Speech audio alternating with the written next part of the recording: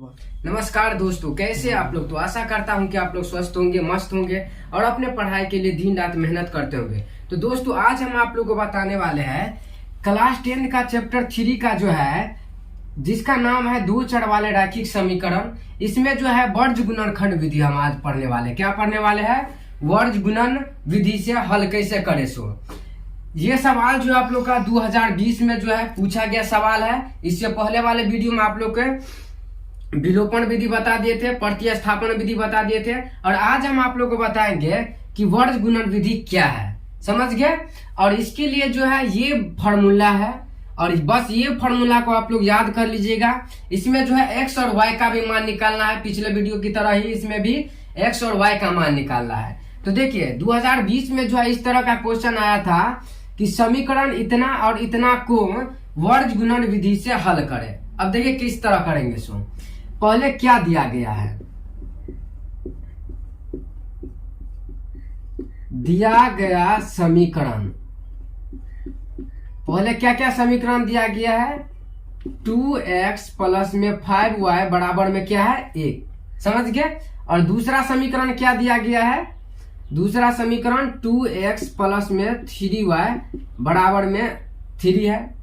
अब हम इसको किस तरह लिख सकते हैं? 2x प्लस में 5y बराबर किस साइड आएगा? तो -1 बराबर में 0 आ जाएगा।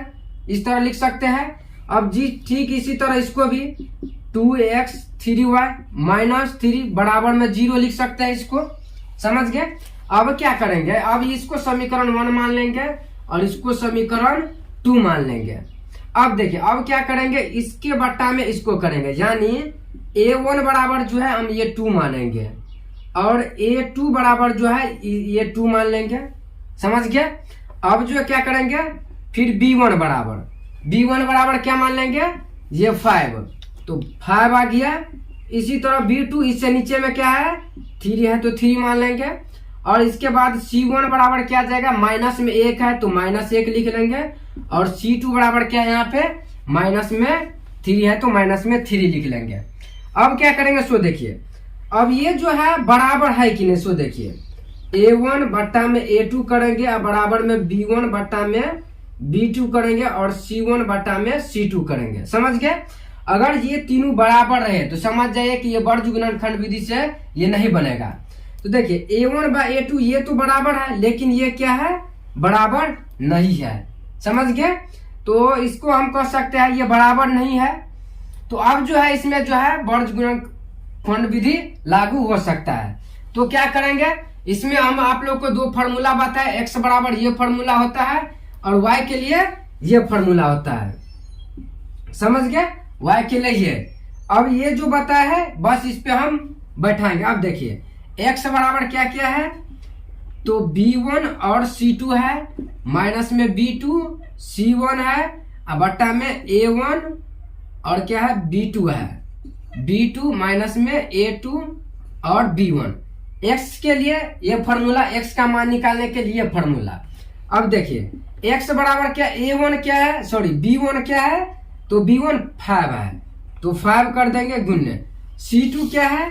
c2 यहाँ -3 है तो -3 कर देंगे और बीच में माइनस है तो फिर माइनस कर देंगे।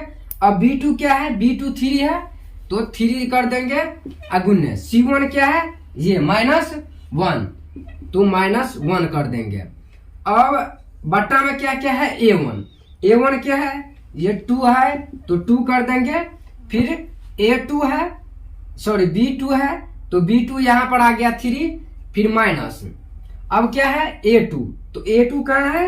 यहाँ पे तो ये आ गया 2 अगुण्य। b1 है तो b1 आ गया 5। समझ गए? नीचे में जो है इसमें भी देखिए x बराबर a1 b2 है, नीचे में भी इसमें a1 b2 a2 b1 a2 b1। बस नीचे में जो है बट्टा वाला जिस तरह है उसी तरह, खाली ऊपर में जो है जो है यानी पहला b1 है c2 जिस, और ठीक इसी तरह इसमें b2 आ गया, इसमें c1 आ गया। अभी नीचे में c1 a2 है तो इसमें c2 a1। बस ये फॉर्मूला आप लोग याद कर लीजिएगा x का मान और y का मान निकालने के लिए। अब देखिए अब ये कितना आ गया? 5 तो या -15 आ गया। फिर माइनस यहाँ पे कितना है? -3 आ गया, अब बटा में ये कितना आ गया 6 आ गया, और ये कितना आ गया 10 आ गया। समझ गए। अब जो है ये कितना आ गया -15 पहले से है, और माइनस माइनस +3, अब बटा में ये कितना आ गया -4 आ गया, यानी माइनस में 10 है और प्लस में 6 है, तो ये -4 बच जाएगा। अब क्या आ गया यहाँ पे माइनस में है और ये प्लस में है, तो 15 में से 3 चला जाए तो -12 बच जाएगा, नीचे में -4 है, तो ये माइनस कट गया। अब ये जो है कट गया, तो x बराबर जो आ गया हम लोग का 3 आ गया। क्या आ गया x बराबर 3 आ गया। अब x बराबर तो निकल गया, अब y का भी चाहिए, तो y के लिए ये फॉर्मूला है। y के लिए क्या है ये फॉर्मूला, क्या क्या फॉर्मूला है, C1 है A2 - C2 A1 और बट्टा में A1 B2 माइनस में A2 B1, जिस तरह नीचे वाला है उसी तरह इसमें भी। अब क्या करेंगे देखिए C1, तो C1 कहाँ है यहाँ है, तो C1 इसमें माइनस क्या आ जाएगा -1 और गुणने A2 है, तो A2 कहाँ है यहाँ पे है A2, तो A2 यहाँ पे आ जाएगा कितना है 2 है, तो 2 आ जाएगा। फिर माइनस में C2 कितना यहाँ पे माइनस क्या है 3 है, तो -3 गुणने, और ये A1 कितना है ये 2 है, तो A1 यहाँ पे 2 आ जाएगा। अब नीचे में A1 A2 ये तो सेम है, तो इसमें से भी देख करके आप लोग लिख सकते हैं कि 2 × 3 माइनस में 2 × 5, इस तरह इसमें भी इसका मान आया सेम है A1 B2 A2 B1, इसमें भी A1 B2 और B2 A1 इस तरह सेम है, इसका मान हम पहले बैठाए हैं। अब क्या करेंगे सो देखिए, अब यहाँ पे आ जाएगा -2 आ जाएगा, क्योंकि 2 से -1 से गुना हो जाएगा तो -2 आ जाएगा। फिर यहाँ पे क्या है माइनस प्लस है, और यहाँ पे आ जाएगा -6 और बट्टा में क्या आ जाएगा 6 - 5 × 10 आ जाएगा। अब क्या आ जाएगा यहाँ पे -2 और माइनस, ये कितना आ जाएगा माइनस प्लस 6 आ गया, और नीचे में -4 आ गया। समझ गए, नीचे में क्या आ गया -4 आ गया।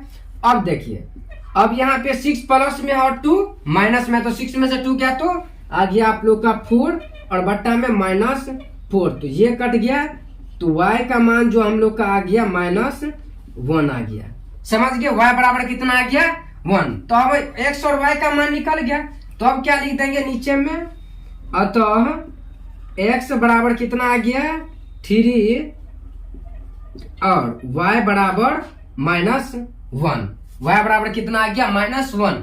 समझ गए। एक बार और देखिए, इस तरह से आप लोग को सवाल पूछा गया 2020 में, और इस तरह से जो है सवाल पूछा जाएगा। तो ये जो है आप लोग एक बार फिर से बताते, देखिए यहाँ पे इस तरह से 2020 में जो है पूछा गया सवाल है कि समीकरण इतना दिया गया, समीकरण फिर इतना दिया गया, इसको क्या करना है हमको वर्ज गुणन खंड विधि से, वर्ज गुणन विधि से हमको हल करना था।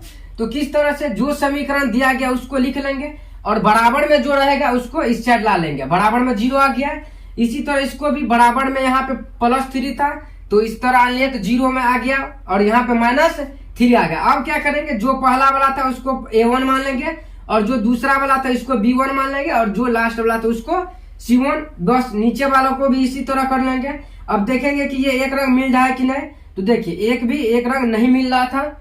समझ गए, आप लोग इसको लिख लीजिएगा नीचे में। अब x बराबर जो है ये फॉर्मूला होता है, अब बस जहां जहां A1 है B1 है C1 जो जहां है बस बैठा दीजिएगा, और कैलकुलेस है जो आप करके कर लीजिएगा, और आपका आंसर आ जाएगा। समझ गए। तो आशा करता हूं कि आप लोग को यहाँ तक समझने में कोई दिक्कत नहीं हुआ होगा। अगर आया समझने में कोई दिक्कत तो आप लोग कमेंट कीजिएगा, हम अगले वीडियो में उसका फिर से बताएंगे। तब तक के लिए यहीं तक रहने देते हैं आज के लिए। तब तक के लिए जय हिंद, जय भारत।